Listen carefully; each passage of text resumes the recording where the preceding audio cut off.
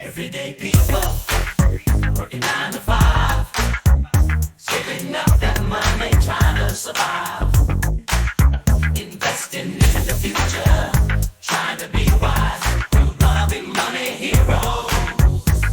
Yeah. Hi, I'm Nick Johnson, host of Everyday Money Heroes, and I've reached early retirement. I'm here to provide information on how to obtain financial independence and inspire you through sharing stories of everyday people who are turning knowledge into freedom. That hustle, always reaching for the sky. We wanna be money heroes, never gonna shy.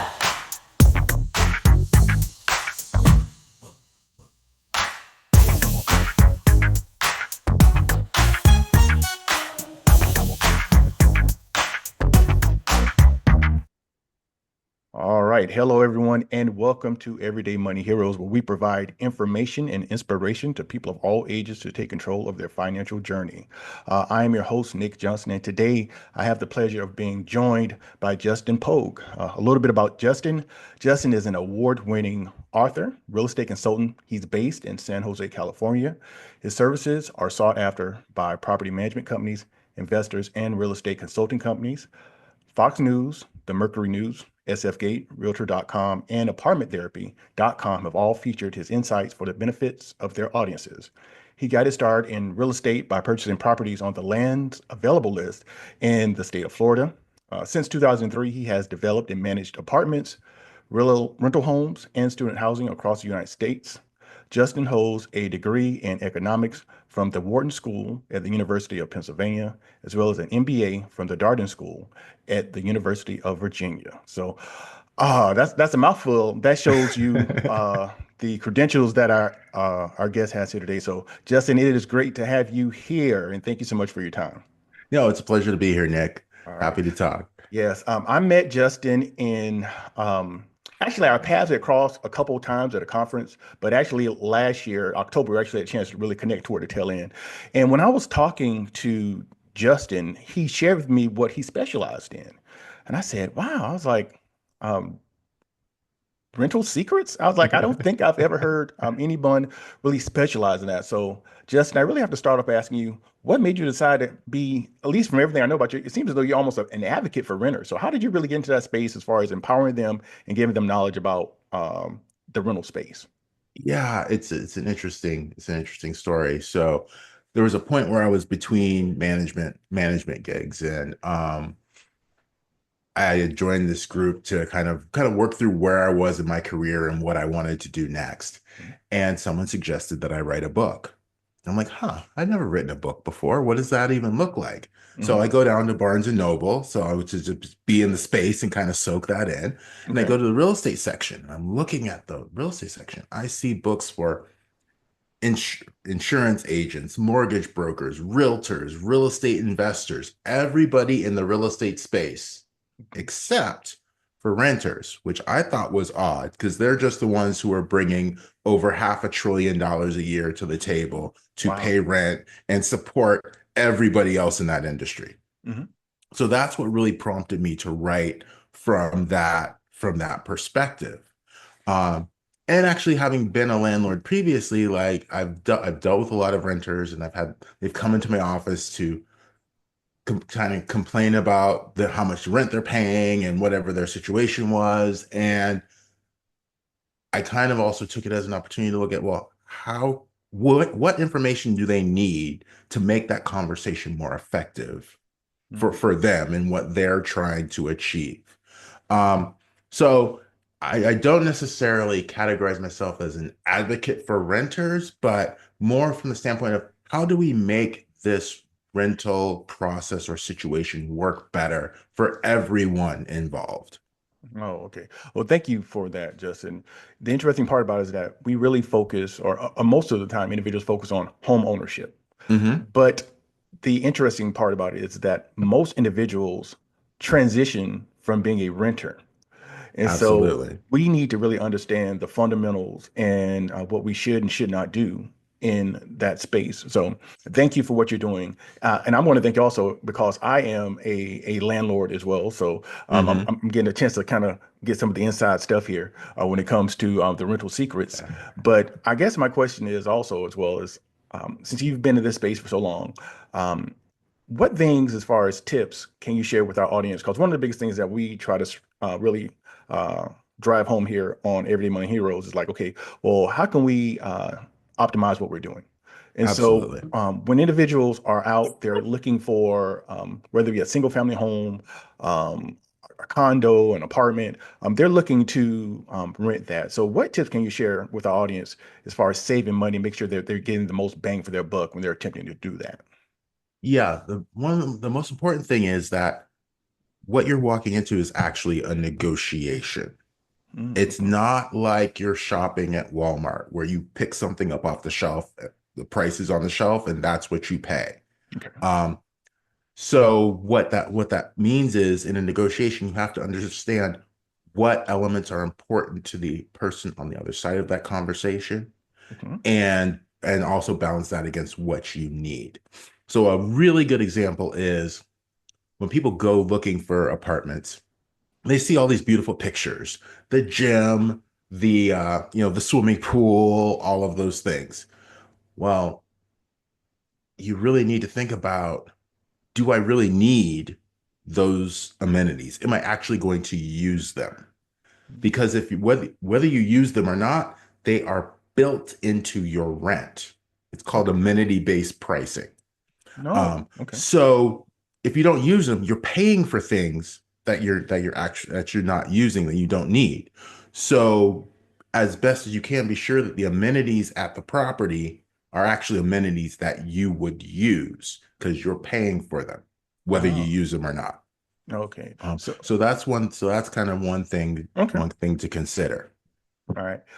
So amenities based, that's the first time I've really heard of that concept. But now that I think about it, okay, if I go to a property and say, for instance, they say that, hey, we have a area for your pet, say for a nice dog, a play park. Hmm.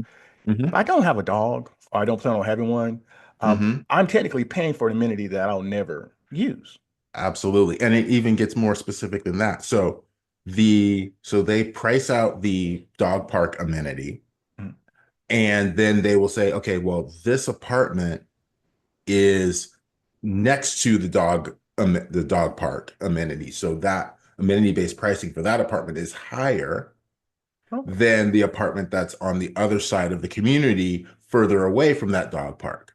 Oh, okay. And they do that with the dog park, the pool, the gym, parking spaces, all of that. Okay. So I'm gonna take a deep dive into that, but then also I'm going to talk about the negotiation piece that you talked about. So I guess it would Hmm. behoove me as a renter. First of all, I need to identify, okay, what are my must-haves when it comes to amenities? If I might just want, Absolutely. safe location, and close to public transit. That might be the only Hmm. two things I really care about. So as I go through that, as I'm starting to really see properties that are really talking about, the dog park, the pool, on-site laundry, maybe those are things that I Hmm. really should really not prioritize, or maybe I should take those and just kind of scratch them off my list of possible properties Hmm. because I'm in essence paying for things that I don't value. Exactly. Okay. That's Um, exactly true. and also you mentioned negotiation. Oh, And yes. so when we go to see a property, it's almost like the suggested retail price on like when you buy something, right? The Hmm. MSRP. So is Hmm. that a fair assessment? Is that, hey, what? They might want $1,500, $2,000 a month for this property, but you can actually go in and if you have a compelling case, you can actually negotiate with that property to get a lower rent. Well, so let's actually back up a step. Okay. Where that price came from Hmm. is the property manager has an avatar. So this is somebody who we think is in our market. Okay. And what we do is we pull out a map, we put a pin in our property, and then we draw a circle around it. Maybe we go out half a mile or a mile, and then every property that the landlord considers comparable factors into that price. Mm. Now, they haven't met you yet. They don't know what your needs actually are. they're making an assumption based on that avatar and based on the comparable properties nearby. Okay. So they're kind of making this decision kind of in the blind, really. Mhm. Because you're a market of one. You're looking for one place to rent. Right. And then the magic is tailoring that to what your needs are. Mhm. Um, but on top of that, the landlord is also a price taker. They can ask for 5,000 a month, but if the market doesn't support that, they're never going to get it. So as you walk into this rental situation, having an awareness of what those rents are in that market, and your market is not limited to that radius that they drew on that map. So so let's say you have a job and you're looking at this community, which is, half hour west of your job. You'd be just as happy living in a community that's a half hour east of your job. Correct. Those properties, the rents for those properties are going to factor into your discussion with this company. Mhm. Okay. So bring that information with you because they're not looking at that. They Mhm. don't, they're not looking at that at all. So the fact that you have real world rental information that's relative to your situation that you're bringing to the table influences that conversation. Okay. Justin, based on what you're saying, I think that's great. And you said that, that as landlords, property managers, they're price takers, right? Mhm. And you kind of stated that it's important for us to be mindful of what's going on. And even though there's kind of like a market of one, we're kind of a market of one, which is a great point. And so we have to be an informed renter. Um, Yes. is it a situation where individuals might say, okay, you know what? There might be a small mom and pop, but will this work like with larger companies? Is this limited to just kind of the mom and pops, or can you take the same approach to the larger companies as well? You can take the same approach to larger companies as well. Mhm. Because what they're looking at is, and there's another element I want to bring into this, is if an apartment is vacant, the landlord makes no money Mhm. and they can't get that money back. Mm. Nobody rents the use of an apartment from yesterday. That's gone. It's Yeah. done. It's Good never point. coming back. Good point. So from the landlord's perspective, it's, do I want to take this offer to rent this apartment now, or do I want to wait a week, 2 weeks, a month to get this property rented? And I'll give you Mm. a really good example because right now there are cities where rents are dropping. Okay. Austin, Nashville, and it's just because there's so much supply has been brought onto the market. Mhm. Um, but they are offering weeks of free rent to entice people to rent those Oh, properties. free rent. Yes. Oh, free rent is not a fairy tale. It Oh, really wow. does Okay. exist. Oh man, that's a And it beautiful thing. exists for a number of different reasons. Okay. Um, but mainly because it's better to rent it now than to wait a month. Because if you wait a month, you lost this. If the rent for an apartment is $2,500, let's say, you wait a month, you've lost $2,500. Whereas if you had just come down, say $50 on the price, and the person chose to rent, you only lost 600 as opposed to losing 2,500. Ah, okay. So definitely that approach. The property managers or the landlords are taking the approach, or they should take the approach that a bird in the hand beats two in the bush. That if Exactly. you have someone who is a well-qualified tenant, that maybe it's better to give those concessions of, 50, 75, $100 to get that tenant versus hedging your bets that somebody might come next month, 2 months, willing to pay that full price. Yeah. Yeah. Okay. Exactly. There's a great story that Kim Kiyosaki, Oh, the okay. wife of Robert Kiyosaki, about the first property she bought, and it was a duplex. Mm, And I mean, this was back when she was renting them for like $350 a month or whatever. mm, And she wanted to increase the rent by $25. And she went ahead and did that. One of the renters moved out. It was 6 months before she found another one.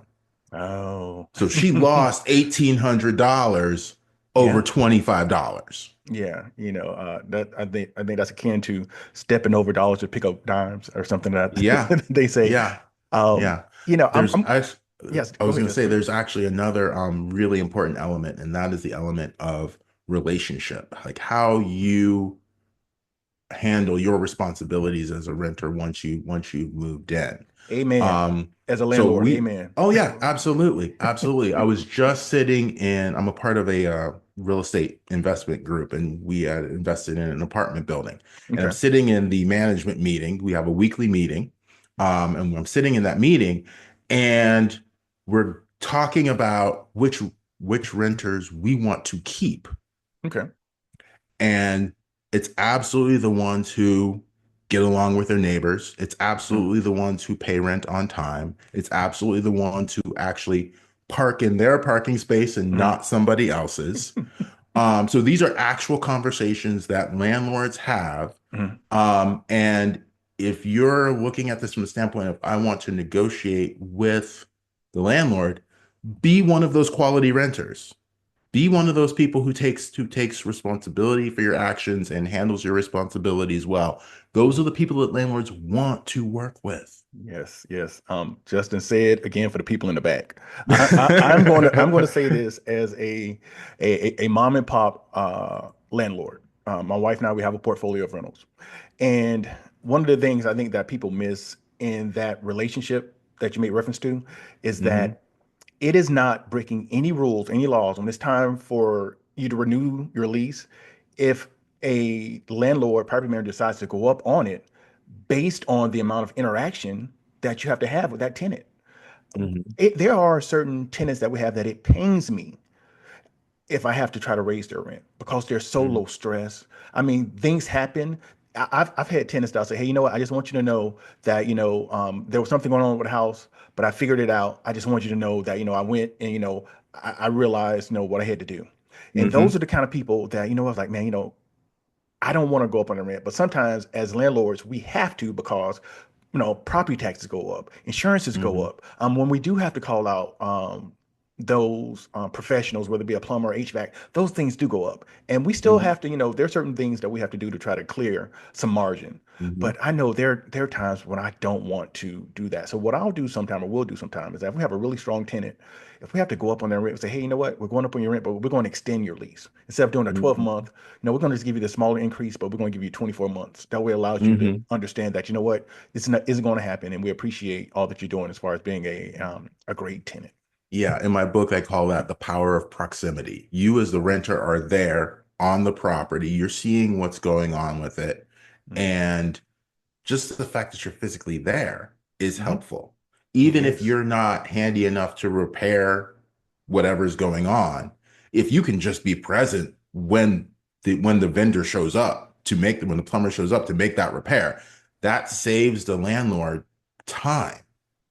It does. It does because guess what? If I try to coordinate for a plumber, for an HVAC guy to come out to your property and you're not there, guess what? I still get a bill. Hmm. I still Yeah. get a bill. It goes like, hey, you know what? I take my time. You said that your team's going to be there. So I have to pay, whether $75 or $100 for that blank trip. Hmm. I still have to pay it. So that's a great point, Justin, as far as, what, that proximity extremely important. Yeah. Yeah. And please, if something is broken or leaking, or please call. Please call and say that my dishwasher is leaking and all over the floor, because you're there. You can see it. The landlord's not. Yeah. And that small leak, what may seem like a small leak from the dishwasher, it could actually be a bigger leak because it's going on behind the dishwasher and the renter's just not seeing the whole problem. Yeah. And the longer that is allowed to go on, the more expensive that repair is going to be, because can turn into not just a rubber seal on a dishwasher. It can turn into replacing the whole dishwasher. It can turn into having to replace the flooring or the Yeah. subflooring, or so kind of understand what renters need to understand is, think about it from the perspective of the landlord and Mhm. what actually may be going on under the surface that you may not necessarily see visibly, but may be going on. And if you let that dishwasher situation go on long enough, now we're talking about mold and we're talking about health issues and we're talking like it can snowball Mm. quickly Yeah. into something that it didn't really need to be if you had just called and said, well, there's this little water leak under my dishwasher. I'm not really sure what's going on, but can you take a look at it? Mm, yeah, that's true. And oftentimes, especially if you're in an apartment and you're on a higher floor, that little leak you have at some point won't only Hmm. impact you, it'll impact the person up under you because now we got a leak that's going from your floor to somebody else's ceiling. So that means now we Yes. got to inconvenience multiple people because of you not Yes. sharing that information. So that's very important. Yes. So Absolutely. Justin, Absolutely. I want to ask you this question because you've been in this space for a while. We've talked about things that renters should do to be an informed renter, to they have the ability to negotiate on prices. Mhm. But what things do you see, kind of on the flip side, that renters are consistently doing wrong, and how can we avoid those things? Any thoughts on that? So, absolutely. So, when you go to a property or when you first interact with a leasing agent on the property, they're going to run you through a script and Okay. they're going to ask you, what size apartment are you looking for? Would you like it to be on the first floor or the second floor? Would you like it to be near the swimming pool? And from one perspective, they're trying to figure out what it is you want and need. Okay. But from another perspective, they are narrowing down the options Mm. available to you. So the way that conversation usually ends up is after asking all those questions, great. We have one apartment available that's on the second floor near the swimming pool, and close to the laundry room. What time would you like to show up? Now, in your mind, as the renter, they're like, my God, they only have one. I better show up today in a half an hour so I can make sure I get that apartment. Mm. They might have 10 apartments. But because of the way you've answered those questions and you've narrowed that down, Okay. um, it creates this fear of missing out, this scarcity mindset. Okay. So definitely be aware of that. Um, and excuse me. Um, and when you answer those questions, respond with what you actually need, Okay. not with wants.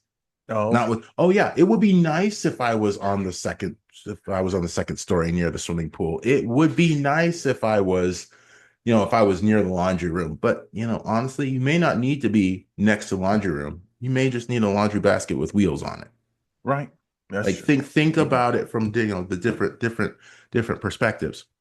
Mm. Another thing I suggest people do is ask for long-term vacant apartments. Long-term vacant apartments. Right. Okay. So kind of goes back a little bit to our in our conversation where we were talking about vacancy and how Mhm. landlords can never recover those funds. Okay. Um, because what happens is at every property, there's a weekly meeting. And that Mm. weekly meeting is in part about which apartments are vacant, how long they've been vacant, why they've been vacant for so long, and eventually everyone just gets tired of talking about the vacant apartment and they just want it rented. Mm. Okay. So, from the leasing associate's standpoint, if they can get that apartment rented, they become the hero. Superstar. Exactly. So, if you come in asking about those long-term vacants, then you can help them become the superstar in that next meeting. So, Okay. understand that psychology. Okay. Um, and they're also motivated to provide incentives for those long-term vacant apartments because they don't want to go another month where it's empty. And it goes back to that free rent, those free weeks like you were talking about. It goes Ah. back to those free weeks. Now that in that negotiation, that can be free weeks of rent. It could be a lower security deposit. It could be a better parking space. The point is this is a lever of influence that renters have. How you use it is up to you in your situation. But Mm. it's an insight into the psychology of the property manager and the leasing agent that most renters don't think about. Long-term vacants. Okay. It's almost like you go and you're shopping for a car. It's like, okay, I want the car that's been on the lot for the longest. Let's see what we can do about cutting a deal on it to get it out of here. Yeah, there are a Wow. lot of Okay. similarities between renting apartments and renting cars. Like, so when you go to when you go to buy a car, Hmm. like they're trying to sell you the upgraded rims and the racing stripes and all that. Focus on the car that gets you from point A to point B reliably. Right. So Right. when you go into the rental situation, don't focus so much on the amenities and the bells and whistles and all that. Hmm.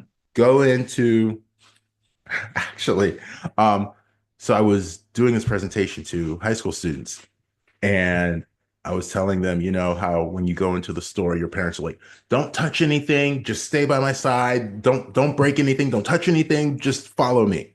Right.